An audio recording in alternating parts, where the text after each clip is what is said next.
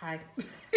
I'm recording this on my phone because my camera has yet to come in yet, but I do want to make a weird small video because I have something to tell y'all. All right. So, as y'all know, I don't like the way this is sitting. It's like weird. I'm just dilly-dallying at home. Ignore this. Like, this is just as y'all know, based on my videos, I am single AF. I don't have a significant other, anything like that. So I'm dating most of the time. Recently, I had a very interesting interaction with a young man, and I feel like I'm nervous because I feel as though I'm hitting the bottom of the barrel when it comes to dating.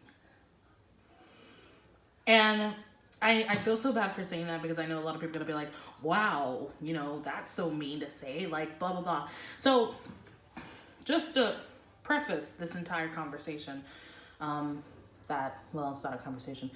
Just to preface this video, I would just like you to know that I'm acutely aware of what I'm about to tell you. I'm not gonna tell you any names or anything.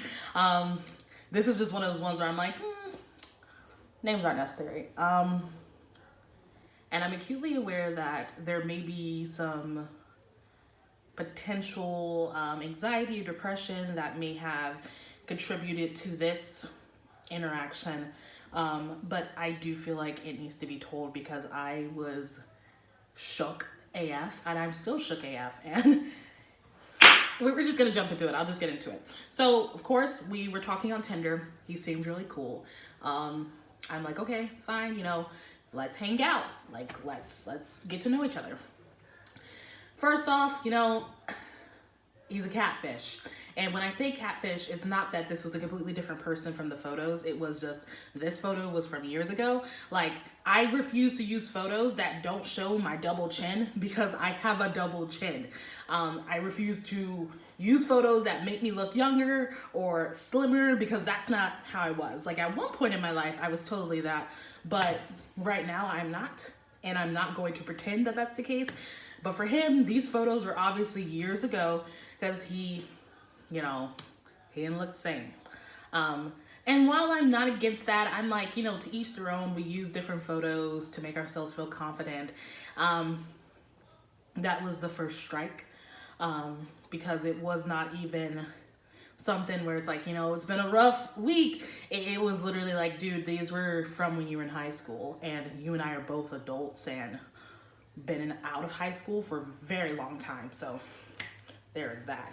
And then the conversation kind of shifted. At first, you know, it was the typical, oh, how are you? How's the day going? Yada, yada, yada. And then it went into kind of a, I don't leave the house.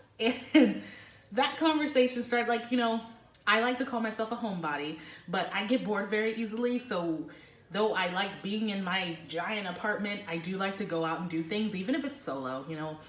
Oh, dang, it's Saturday. Okay, I forgot. Today is a farmer's market, and that's one of the things I like to go do is walk around the farmer's market. But I had something to do for work this morning. But we got into that conversation, and he really was telling me that he refuses to leave the house, so much so that he has his groceries delivered. And that was another red flag. And he also told me that his ex lives with him, and, you know, part of me makes it's kind of like an orange flag because I understand being in a relationship with someone and then, you know, it falls out and the housing market is ridiculous. Everything's expensive. So you're kind of forced to live with the person. But the reason why they broke up is the red flag. So the living together is an orange flag. The reason why they broke up is the red flag. The reason why they broke up is because he refuses to leave the house to a point where he would not take her on dates. They couldn't go see movies together. They couldn't go out to eat. They couldn't go see friends. People had to come to them. And she was just tired of it. And he was like, yeah, that's why she broke up with me. And I'm like, okay, this is good to know. What else? And at this point, it's no longer a date. It is very much of him disclosing red flags to me. So I'm just sitting there like, All right, so just keep them coming.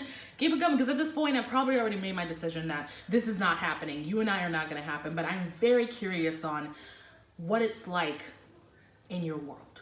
So, to continue further, he expresses to me that he would prefer someone that he could either move in with, because I think he still lives with family, so he lives with family and his past significant other, or someone that could move in with him, because he doesn't like leaving the house.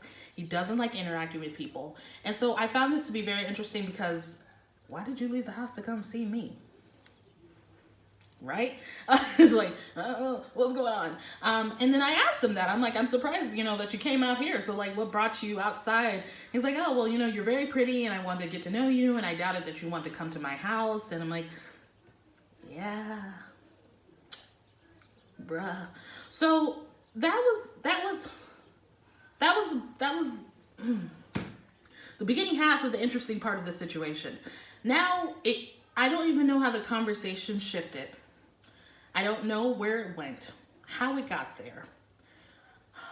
But as not to each their own when it comes to sexual prowess, and as long as you're not doing any illegal or hurting anyone or hurting animals or shit, you can do whatever you want.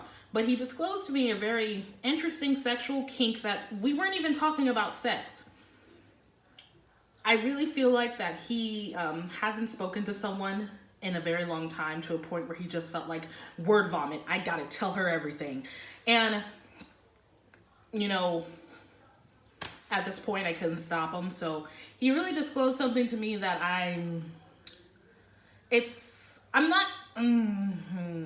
part of me wants to say what it is. Another part of me doesn't. It's not illegal. It's just unsavory. We'll leave it at that. He disclosed some unsavory sexual stuff to me, and I was just like, wow, if only all dates could go like this. Because, I applaud him for throwing it all on the table, because that literally cut time out of my entire routine. And I applaud him for it. And I wish everyone was as transparent as he is when it comes to the dating game, because that would make my life easier. Like, lay it on the table. Tell me what's wrong with you. I'll tell you what's wrong with me, and we can get to it. And obviously, I don't plan on seeing him again. And he's messaged me saying, he wants to see me again. And I am not messaged back, because I'm not really in the mental capacity mood to tell him no.